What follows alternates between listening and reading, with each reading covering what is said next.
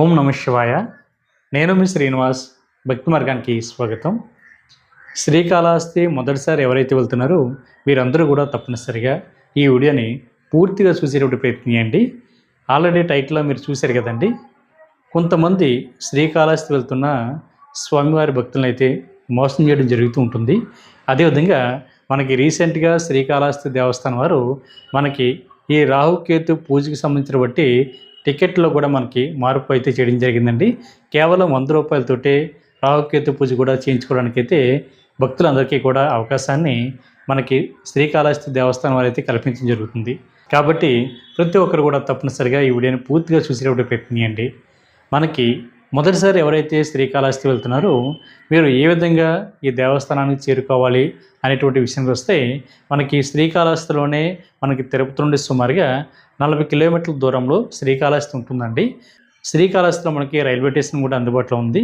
Railway station దగ్గర నుండి సుమారుగా మనకి 2 కిలోమీటర్ల దూరంలో శ్రీకాళహస్తి ఉంటుందండి. మీరు రైల్వే స్టేషన్ దిగ్గానే బయటకు వచ్చిన వెంటనే మనకి ఆటోలు అందుబాటులో ఉంటాయి. అదేవిధంగా దేవస్థానానికి సంబంధించిన ఫ్రీ బస్ కూడా మీకు అందుబాటులో ఉంటుందండి. మీరు అక్కడ నుండి టెంపుల్కి అయితే చేరుకోవడానికి అయితే అవకాశం ఉంటుంది. లేదు మీరు బస్సులో వస్తే మనకి టెంపుల్ ముందు నుంచే బస్సులు కూడా వెళ్తూ ఉంటాయండి. మీరు అక్కడ దిగి అక్కడి నుంచి టెంపుల్ లోపలికి అయితే చేరుకోవడానికి అయితే అవకాశం ఉంటుంది.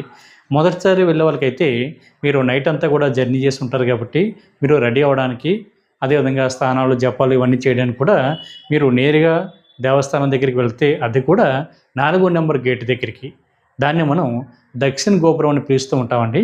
మీరు దక్షిణ గోపురం దగ్గరికి వెళ్తే అంటే మనకి దేవస్థానానికి సంబంధించిన బస్సు ఎక్కితే ఆ బస్సు అయితే మనకి దక్షిణ గోపురం 4వ నెంబర్ గేట్ వద్ద అయితే ఆగడం జరుగుతుంది. భక్తులందరూ కూడా అక్కడ దిగి అక్కడ అందరూ కూడా రెడీ అయ్యి అక్కడి నుంచి స్వామివారికి దర్శనానికి కానీ లేదా రాహుకేతు పూజ ఎవరైనా సరే చేయించుకోవాలనుకున్నా కూడా అక్కడి నుంచి లోపలికి వెళ్ళడానికి అయితే అవకాశం ఉంటుందండి. ఇక్కడ కొంతమంది ఆటో వాళ్ళు ఏం చేస్తున్నారంటే, మనకి రైల్వే స్టేషన్ దగ్గర ఆటో ఎక్కినప్పుడు వాళ్ళు టైప్ అయినటువంటి హోటల్ దగ్గర కానీ, లాడ్జ్ల దగ్గర కానీ, రెస్టారెంట్ల దగ్గర కానీ వాళ్ళు తీసుకువెళ్తున్నారండి. మీరు టెంపుల్ దగ్గర రెడీ అవ్వడానికి ఎటువంటి సౌకర్యాలు కూడా లేవని చెప్పి కొంతమంది భక్తులను అయితే మోసం చేయడం జరుగుతూ ఉంటుందండి. మీరు వాళ్ళ మాయమాటలు నమ్మొద్దండి. టెంపుల్ దగ్గర రెడీ అవ్వడానికి మనకి అన్ని సౌకర్యాలు కూడా మనకి అందుబాటులో ఉన్నాయండి. కాబట్టి మీరు నేరుగా టెంపుల్ దగ్గరే ఆటో కానీ బస్సు కానీ దిగి మీరు లోపలికి వెళ్ళి అక్కడ రెడీ అవ్వండి. ఆటో వాళ్ళు నేరుగా వాళ్ళ టైప్ అయినటువంటి హోటల్ దగ్గర తీసుకువెళ్ళి అక్కడ రెడీ అవ్వమని చెప్పి బాత్రూమ్కి ఇంత, స్నానం చేయడానికి ఇంత, అదేవిధంగా మీ లగేజ్ పెట్టుకోవడానికి ఇంత అని చెప్పి అమౌంట్ అయితే వాళ్ళు తీసుకోవడం జరుగుతుందండి అధిక మొత్తంలో. అదేవిధంగా రూమ్స్ కూడా మనకి దేవస్థానం దగ్గర అందుబాటులో లేవని చెప్పి రూమ్స్ కూడా వాళ్ళే ఏర్పాటు చేస్తామని చెప్పి అధిక మొత్తంలో డబ్బులు అయితే తీసుకోవడం జరుగుతుంది. కాబట్టి అది కూడా కొంతమంది ఆటో వాళ్ళు అండి, అందరూ కాదు, కొంతమంది ఆటో వాళ్ళు అయితే వాళ్ళ జెన్యూన్గా దక్షిణ గోపురం వైపు తీసుకెళ్ళమంటే అక్కడ తీసుకెళ్తున్నారు, లేదా టెంపుల్ ముందు అంటే 1 నెంబర్ గేట్ దగ్గరికి తీసుకెళ్ళమన్నా కూడా వాళ్ళు తీసుకెళ్ళడం జరుగుతుందండి. కొంతమంది ఆటో వాళ్ళు అయితే మోసం చేయడం జరుగుతుంది. కాబట్టి మీరు వాళ్ళ మాయమట్టలో పడి మీరు మోసపోవద్దండి. అంటే మొదటి మోసం అన్నది అక్కడే స్టార్ట్ అవుతుంది. కాబట్టి మీకు దేవస్థానానికి సంబంధించి బట్టి బస్సు అయితే ప్రతి పావు గంటకి మీకు అక్కడ అందుబాటులో ఉంటుందండి. ఆ బస్సు ఎక్కి మీరు దేవస్థానం దగ్గర రండి. మరొకసారి చెప్తున్నా అండి, 4వ నెంబర్ గేటు దక్షిణ గోపురం వైపు అని చెప్తే ఆటో వాళ్ళు అక్కడ దింపడం జరుగుతుంది. మీరు నేరుగా లోపలికి వెళ్ళిన తర్వాత మనకి రైట్ సైడు మగవారికి సెపరేట్గా, ఆడవారికి సెపరేట్గా వాష్రూమ్లు కానీ బాత్రూమ్లు కానీ మీకు అందుబాటులో ఉంటాయండి. అక్కడ మీరు స్నానాలు చేసి రెడీ అవ్వచ్చు.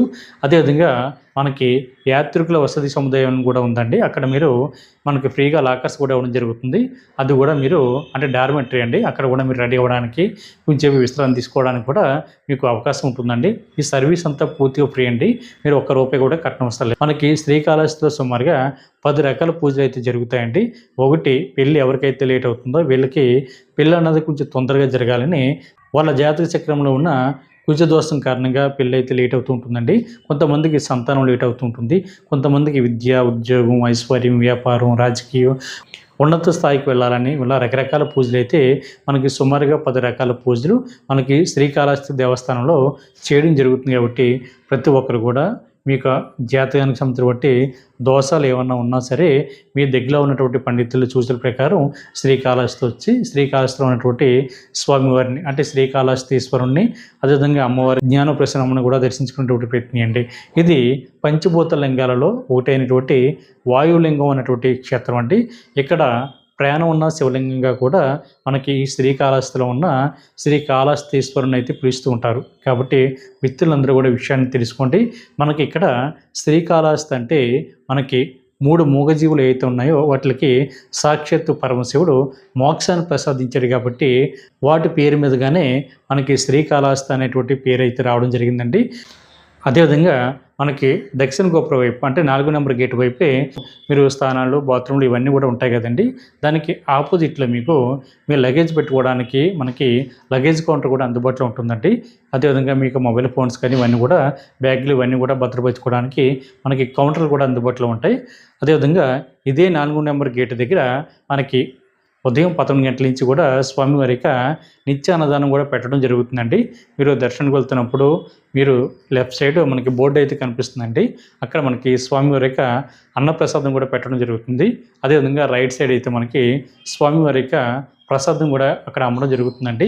మనకి ఇదే దక్షిణ గోపురం వైపు ఇదే 4 నెంబర్ గేట్ వైపు మనకి రైట్ సైడ్ వెళ్తే మనకి భక్తి గన్నప్ప టెంపుల్కి వెళ్ళడానికి, కొండపైకి వెళ్ళడానికి మార్గం కూడా మనకి ఇటు సైడే ఉంటుంది. కాబట్టి ప్రతి ఒక్కరు కూడా తప్పనిసరిగా కొత్తగా వెళ్ళిన వాళ్ళు కానీ 2-3 సార్లు వేరే గేట్ వైపు నుంచి వెళ్ళినా కూడా మీరు ఒకసారి ఈ 4 నెంబర్ గేట్ వైపు దక్షిణ గోపురం వైపు వెళ్తే మీకు ఎటువంటి ఇబ్బంది ఉంటుందండి. మనకి టెంపుల్ అన్నది ప్రతిరోజు కూడా తెల్లవారుజామున 5 గంటలకి అయితే ఓపెన్ అవుతుందండి. అంటే గోపూజతోటి మనకైతే టెంపుల్ అయితే ఓపెన్ అవ్వడం జరుగుతుంది. స్వామివారి యొక్క సుప్రభోత్సవం అయితే లోపల జరుగుతుంటుంది.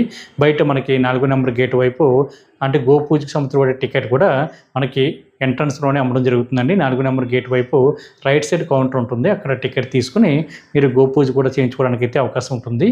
మనకి రాహుకేతు పూజ అన్నది ప్రతిరోజు కూడా ఉదయం 6 గంటల నుండి సాయంత్రం 6 గంటల వరకు కూడా ప్రతిరోజు కూడా జరుగుతూ ఉంటాయండి.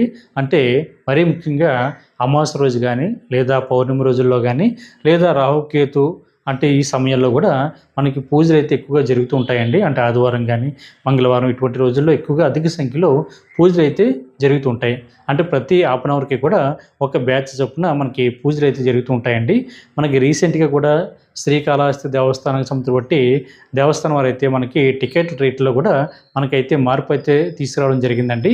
మనకి గతంలో అయితే 500 రూపాయలు రాహుకేతు పూజ టికెట్ కానీ లేదా 750, 1500, 2500, 5000 కూడా మనకి అందుబాటులో ఉంటాయి. కాకపోతే ఇప్పుడు మనకి టికెట్ అయితే రేట్లో కూడా మనకి మార్పు అయితే తీసుకురావడం జరుగుతుంది. కాబట్టి కొత్తగా వచ్చినటువంటి మార్పును తీసుకునేటప్పుడు ప్రయత్నం చేయండి. మనకి స్టార్టింగ్ ప్రైస్ వచ్చి 750 రూపాయలు, అదేవిధంగా 1500 రూపాయలు, 2500 రూపాయలు, అదేవిధంగా 5000 రూపాయల టికెట్ ఏదైతే ఉందో దాన్ని ఒక 1000 రూపాయలు పెంచి 6000 రూపాయల టికెట్ అయితే చేయడం జరిగిందండి. మనకి 500 రూపాయల రాహుకేతు పూజ టికెట్ అన్నది దేవస్థానం వారైతే ఆ టికెట్ని క్యాన్సిల్ చేయడం జరిగిందండి. అది కేవలం దర్శన టికెట్ మాత్రమే. ఆ టికెట్ తీసుకున్న వాళ్ళకైతే మనకి స్వామివారి యొక్క ప్రసాదం ఒక వడ కూడా పెట్టడం జరుగుతుంది. కాబట్టి మిత్రులందరూ కూడా విషయం తెలుసుకోండి. మీరు ఏ రేట్లో ఈ రాహుకేతు పూజకు సంబంధించిన టికెట్ తీసుకున్నా సరే పూజ అయితే అందరికీ ఒకే విధంగా జరుగుతుందండి. 700 రూపాయల దర్శన టికెట్ అన్నది మనకి టెంపుల్ బ్యాక్ సైడ్ ఉన్న శివయ్య గోపురం దగ్గర అయితే మనకి అమ్మడం జరుగుతుందండి. మనకి 1500 రూపాయలు కానీ 2500 కానీ లేదా 6000 రూపాయల దర్శన టికెట్ అయితే మనకి 4 నెంబర్ గేట్ వైపు వెళ్తున్నప్పుడు మనకి ముంజిల్ సేవ మండపం ఉంటుంది కదండి, దాని పక్కన మనకి కౌంటర్ ఉంటుంది. అక్కడ మీరు టికెట్ కొనుక్కుని పూజ అయితే చేయించుకోవడానికి అయితే అవకాశం ఉంటుందండి. మనకి 750 రూపాయల మండపాలు అయితే మనకి బయట ఉంటాయండి. టెంపుల్ చుట్టూ ఉంటాయి పై కింద. అక్కడైతే మనకి పూజ అయితే జరుగుతూ ఉంటుంది. మీరు టికెట్ కొనుక్కున్నప్పుడే ఆ టికెట్లోనే మీకు పూజా సామాగ్రి అంతా కూడా ఇవ్వడం జరుగుతుందండి. అంటే ఒకటి నలుపు రంగు వస్త్రం, ఎరుపు రంగు వస్త్రం, 2 రకాల ధాన్యాలు, అదేవిధంగా వెండి అంటే సర్పం కానీ లేదా రాహుకేతు విగ్రహాలు కూడా మీకు ఇవ్వడం జరుగుతుంది. పువ్వులు, కొబ్బరికాయ మొత్తం అన్నీ కూడా మీరు కొనుక్కున్నటువంటి టికెట్లోనే ఉంటాయి. కాబట్టి మీరు బయట నుంచి ప్రత్యేకంగా ఎటువంటి పూజా సామాగ్రి కూడా మీరు తీసుకుని వెళ్ళవలసినటువంటి అవసరం లేదండి. కాబట్టి మిత్రులందరూ కూడా విషయం తెలుసుకోండి.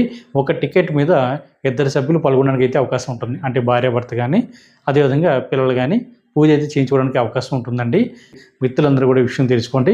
మనకి పూజ అన్నది సుమారుగా 30 నిమిషాల నుండి 40 నిమిషాల పాటు పూజ అయితే జరుగుతుందండి. పూజ అనంతరం కూడా మీరు స్వామివారిని దర్శించుకోవడానికి అయితే అవకాశం ఉంటుంది. మీరు పూజకు వెళ్తున్నప్పుడు ప్రతి ఒక్కరు కూడా తప్పనిసరిగా 3 విషయాలు తెలుసుకోండి. ఒకటి, మనకి మీ యొక్క జన్మ నక్షత్రం, మీ యొక్క గోత్రం, మీ యొక్క రాశి ఇది ఖచ్చితంగా తెలుసుకుని మీరు పూజలో కూర్చోండి.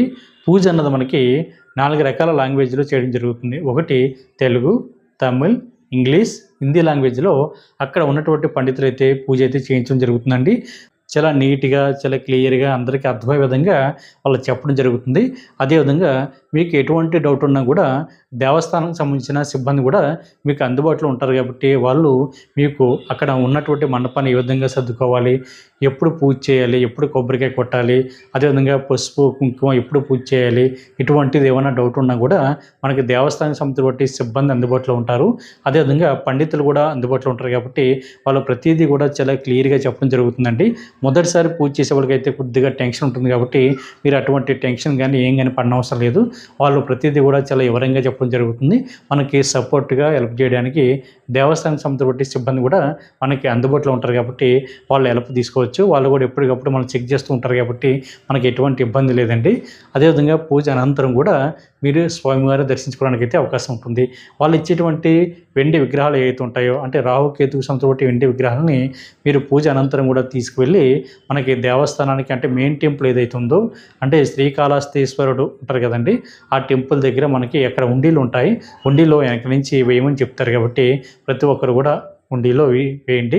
కొంతమంది తెలుసో తెలియకో ఇంటికి ఆ వెండి విగ్రహాలను తీసుకురావడం జరుగుతుందండి. అలా తీసుకురాకూడదు. అదేవిధంగా రాహుకేతు పూజ చేయించుకున్నప్పుడు చాలామందికి రకరకాల డౌట్స్ ఉంటాయి కాబట్టి, ఆ డౌట్స్ అన్నీ కూడా అక్కడ ఉన్నటువంటి పండితులు అడగండి. ఎందుకంటే కొంతమందికి రాహుకేతు పూజ చేయించుకుంటే లేదా శ్రీకాళహస్తి వెళితే మిగిలినటువంటి పుణ్యక్షేత్రాలను దర్శించడానికి అవకాశం ఉంటుందా, ఉండదా, అలా వెళ్ళొచ్చా, వెళ్ళకూడదా, అదేవిధంగా బంధువుల ఇంటికి వెళ్ళొచ్చా, వెళ్ళకూడదా అనేటువంటి రకరకాల క్వశ్చన్స్ అయితే ఉన్నాయి కాబట్టి, ప్రతి ఒక్కరు కూడా ప్రతి విషయాన్ని కూడా అక్కడ ఉన్నటువంటి పండితులను అడిగితే వాళ్ళు చెప్పడం జరుగుతుందండి. మనకి సాధారణంగా రాహుకేతు పూజ చేయించుకుంటే నేరుగా ఇంటికి రమ్మని చెప్తారండి. బంధుమిత్రులు ఎవరింటికి కూడా వెళ్ళొద్దని చెప్తారు. అదేవిధంగా పుణ్యక్షేత్రాలు కావాలితే వెళ్ళమని కూడా చెప్తారు. మీరు స్థానం ఆచరించినప్పుడు మీ యొక్క వస్త్రాలు ఏది కూడా దేవస్థానం వద్ద విడిచిపెట్టొద్దండి. కూడా మీ ఇంటికి తీసుకెళ్ళొచ్చు, ఎటువంటి ఇబ్బంది లేదు. అదేవిధంగా పూజ అనంతరం కూడా స్వామివారికి అన్నప్రసాదం కూడా పెట్టడం జరుగుతుంది. ఇక్కడ మనకి జరుగుతున్నటువంటి రెండో మోసం ఒకటి చెప్తున్నానండి. మీరు నేరుగా కౌంటర్ దగ్గరికి వెళ్ళి మీరే స్వామివారికి రాహుకేతు పూజ సంబంధించిన టికెట్ అయితే కొనుక్కోండి. మధ్యలో ఉన్నటువంటి దళారులు ఎవరైతే ఉంటారో వాళ్ళకి ఇచ్చి టికెట్ అయితే తెప్పించుకోద్దండి. ఎందుకంటే టికెట్ అన్నది మనకి రూ. 750 ఉంటే వాళ్ళకి రూ. 50 కానీ రూ. 100 కానీ ఎక్స్ట్రాగా ఛార్జ్ చేసి మీకైతే అమ్మడం జరుగుతుంది. మనకి టికెట్ అన్నది మీరు ఎప్పుడు వెళ్ళినా కూడా అందుబాటులో ఉంటుంది. ఎటువంటి ఇబ్బంది లేదు. జనం ఎక్కువగా ఉన్నారు, తోపులాట జరుగుతుంది అని ఎటువంటి కంగారు కూడా పనవసరం లేదండి. అందరూ టికెట్లు తీసుకున్న తర్వాత కూడా కంటిన్యూగా మనకి దేవస్థానం సంబంధించిన సిబ్బంది మనకి ఈ రాహుకేతు పూజ సంబంధించిన టికెట్లు అయితే వాళ్ళు ఎప్పటికప్పుడు మనకి అమ్మడం జరుగుతుంది కాబట్టి మీరు ఎటువంటి ఇబ్బంది పడనవసరం లేదు. అక్కడ ఎవరి మాటలు మీరు నమ్మొద్దు. ఏ దళారి చేతిలో మీరు మోసపోవద్దండి. మీకు ఎటువంటి డౌట్స్ ఉన్నా కూడా దేవస్థానానికి సంబంధించిన సిబ్బందిని కానీ, పండితులు కానీ, అక్కడ సెక్యూరిటీ వారిని కూడా అడిగితే వాళ్ళు చాలా క్లియర్గా చెప్పడం జరుగుతుంది. మధ్యలో ఉన్నటువంటి మీడియేటర్లు నమ్మి మీరు మోసపోవద్దండి. అదేవిధంగా మీ యొక్క వస్త్రాలు ఏవైతే ఉంటాయో, అంటే కొంతమంది పొట్టు వస్త్రాలు కానీ లేదా కాస్ట్లీ బట్టలు కానీ వేసుకుని వెళ్తుంటారు కాబట్టి, అవి చూసినటువంటి కొంతమంది దళారులు ఏం చేస్తున్నారంటే ఈ వస్త్రాలని ఇక్కడ విడిచిపెట్టి వేరే వస్త్రాలు ధరించి వెళ్ళండి, రాహుకేతు పూజ చేయించుకున్న తర్వాత మీరు ఈ వస్త్రాలతో వెళ్ళకూడదని చెప్పి వాళ్ళతోటి, అంటే ఖరీదైనటువంటి చీరలు కానీ లేదా బట్టలు కానీ ఏవైతే ఉంటాయో దేవస్థానం వద్దే విడిచిపెట్టాలని చెప్పి ఆ వస్త్రాలను వీళ్ళు కాసేయడం జరుగుతుంది. అంటే వీళ్ళు దొంగిలించడం జరుగుతుంది కాబట్టి మీరు అటువంటి ట్రాప్లో పడొద్దు. అంటే గతంలో జరిగేది ఇప్పుడైతే తగ్గిందండి. మనకి ప్రతిదీ కూడా వాళ్ళ దేవస్థానం వారు అన్నీ కూడా గమనిస్తున్నారు కాబట్టి మోసాలు పెద్దగా జరగడం లేదు కాబట్టి మీకు ఎటువంటి ఇబ్బంది లేదు. కాబట్టి మీరు ఎవరి చేతిలో కూడా మోసపోవద్దు. కాబట్టి ప్రతి ఒక్కరు కూడా తప్పనిసరిగా ఈ వీడియోని చూడండి. మీకు ఎటువంటి డౌట్ ఉన్నా కూడా మన భక్తి మార్గం వాట్సాప్ నెంబర్కి మీరు మెసేజ్ చేయండి, లేదా మన భక్తి మార్గం వాట్సాప్ ఛానల్ని మీరు సబ్స్క్రైబ్ చేసుకున్నా, లేదా మన ఇన్స్టాగ్రామ్ని కానీ లేదా ఫేస్బుక్ని కానీ లేదా టెలిగ్రామ్ గ్రూప్లో జాయిన్ అవ్వని కూడా అందరికంటే ముందుగా మనకి దేవస్థానం సంబంధించి ప్రతి అప్డేట్ కూడా మీకు తెలియడానికి అయితే అవకాశం ఉంటుందండి. ఇందులో మీకు పూజా టికెట్లో రేట్లో మట్టుకి తేడా ఉంటుంది తప్ప పూజ అనేది అందరికీ ఒకే విధంగా జరుగుతుంది. సాక్షాత్తు శ్రీకాళహస్తీశ్వరుడు భక్తుడైనటువంటి భక్తిగన్నప్ప కూడా మనకి కొండపైన ఉంటారండి. మీరు ఆ క్షేత్రం కూడా వెళ్ళి అక్కడ ఉన్నటువంటి భక్తిగన్నప్పని కూడా మీరు దర్శించుకునేటువంటి ప్రయత్నం చేయండి. ఈ వీడియో కనుక మీకు నచ్చితే లైక్ చేయండి, షేర్ చేయండి. మీకు అభిప్రాయాన్ని తప్పనిసరిగా కామెంట్ చేయండి. ప్రతి ఒక్కరు కూడా మర్చిపోకుండా మన భక్తి మార్గం ఛానల్ని సబ్స్క్రైబ్ చేసుకోండి. ఓం నమః శివాయ.